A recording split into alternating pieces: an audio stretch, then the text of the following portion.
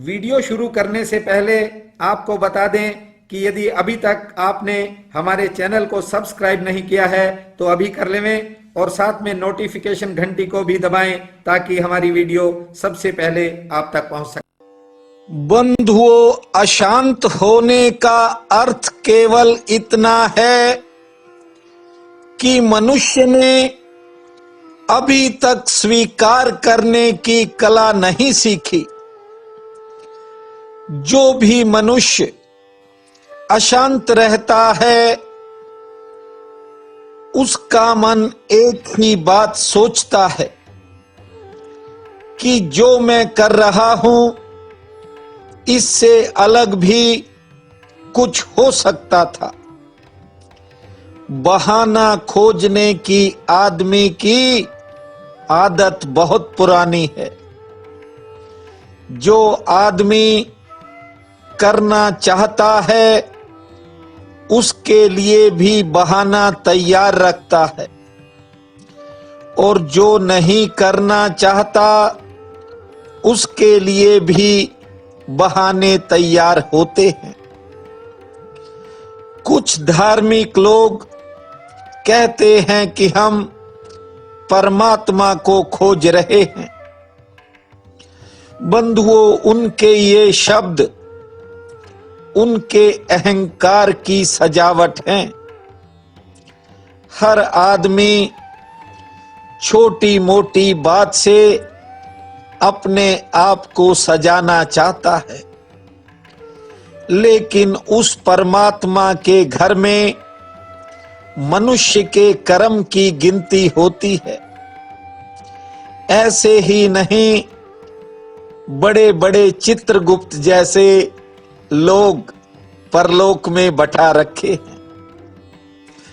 बंधुओं, कभी किसी को छोटा मत समझो।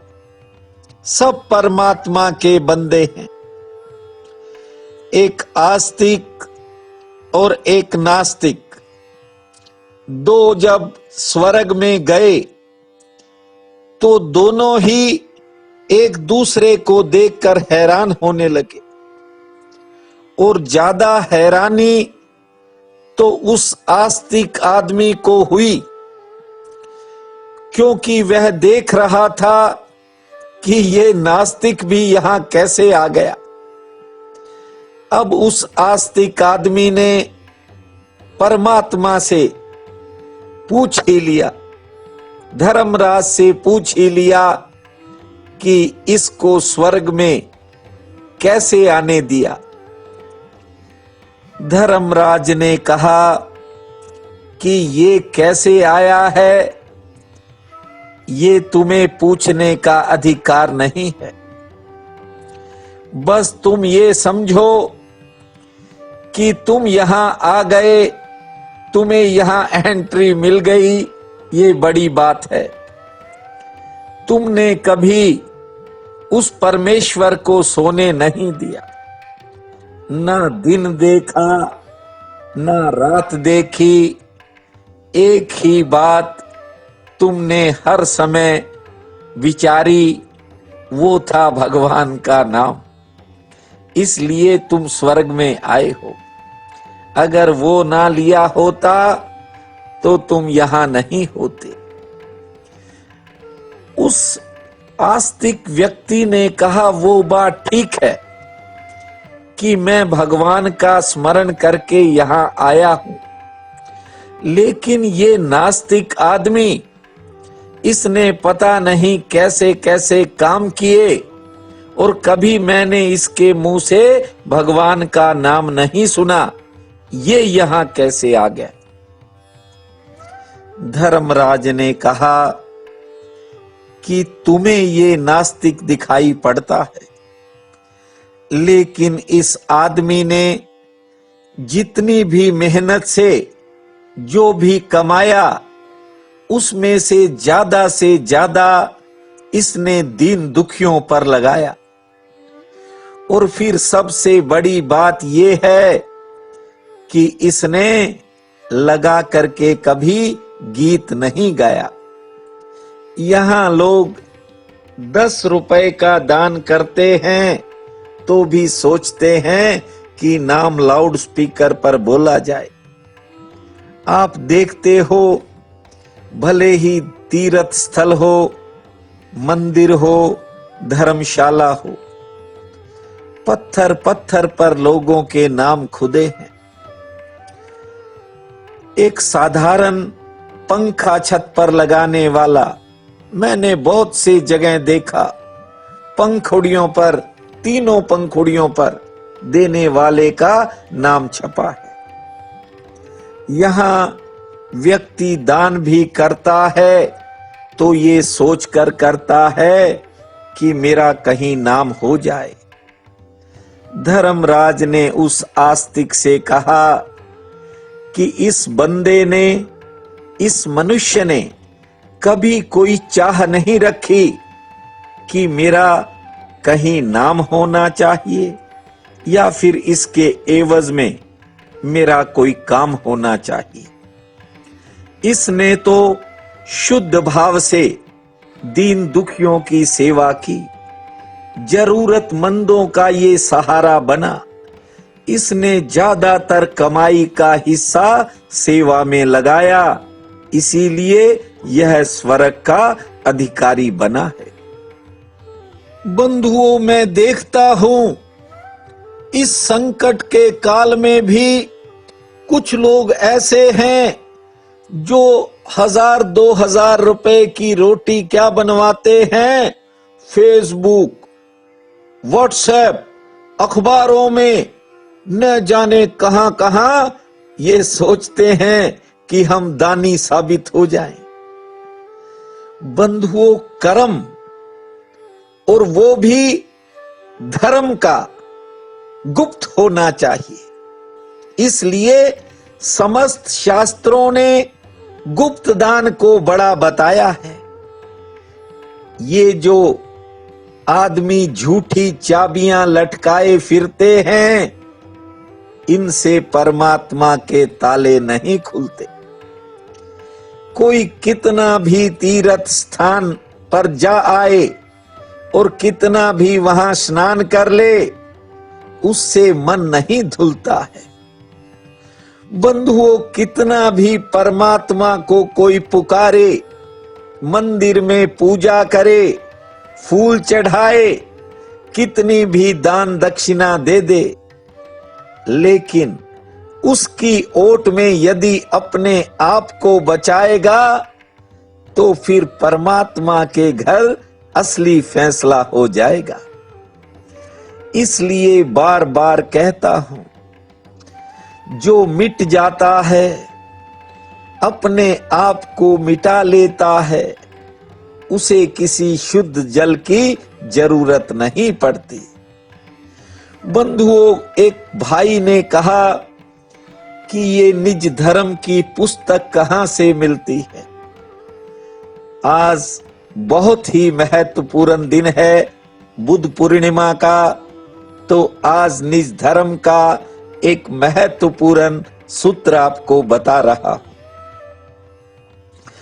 बंधुओं, निज धर्म शब्दों से नहीं जाना जा सकता। निज धर्म का जो भाषा कोश है, वो आदमी के भीतर है। तुम्हारे जीवन के कोश से तुमने क्या सीखा, अर्थ वहां से निकलेगा और वो अर्थ जीवंत होगा। बात को ठीक तरह से समझें।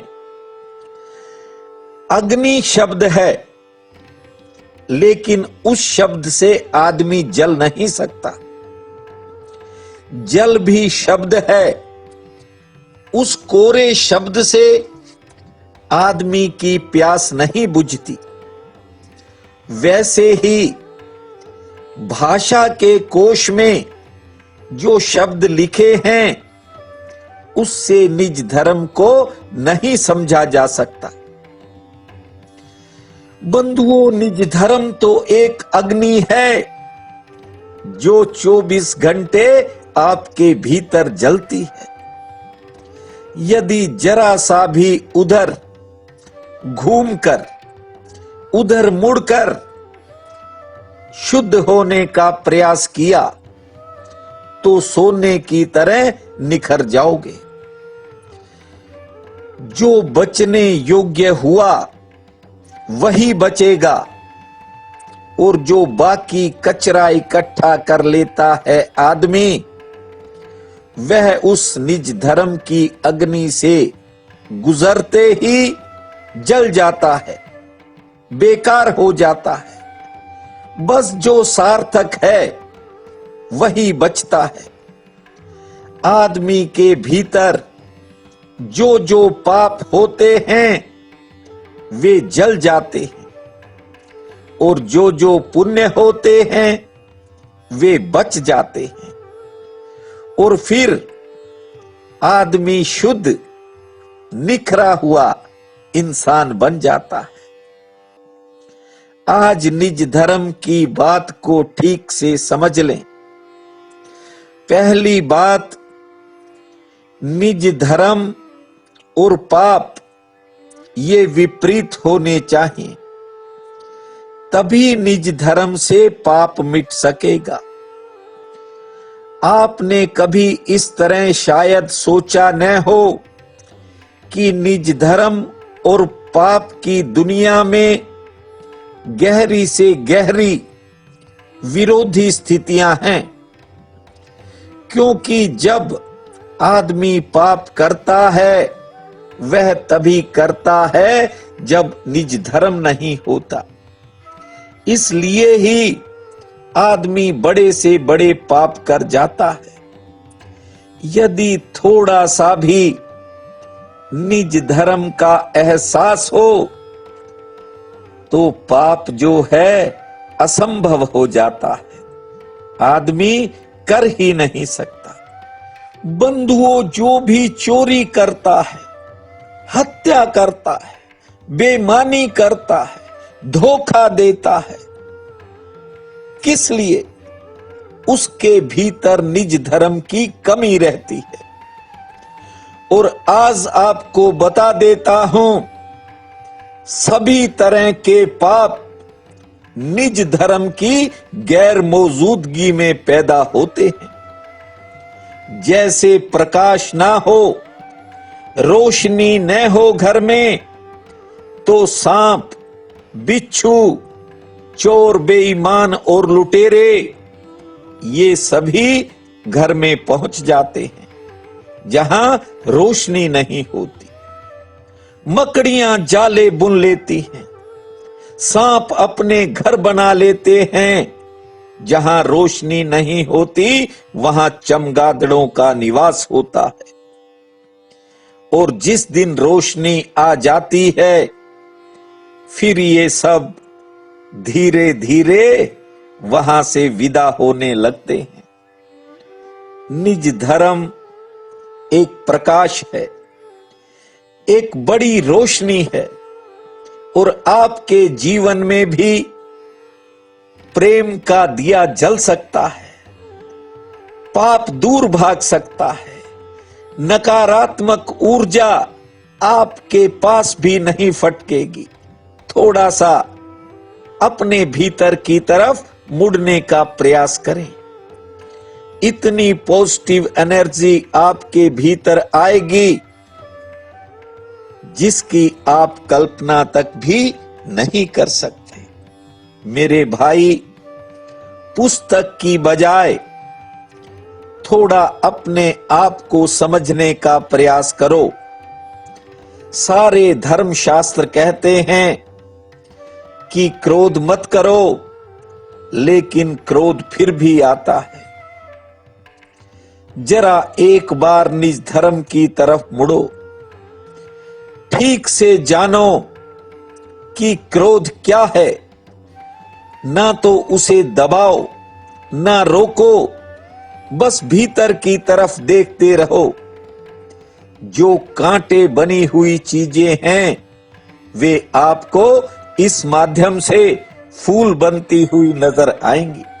बंधुओं, मानता हूं कि इस समय थोड़ा संकट का समय है, कुछ लोगों के लिए ज्यादा भी है, लेकिन ये उस परमात्मा का विधान है।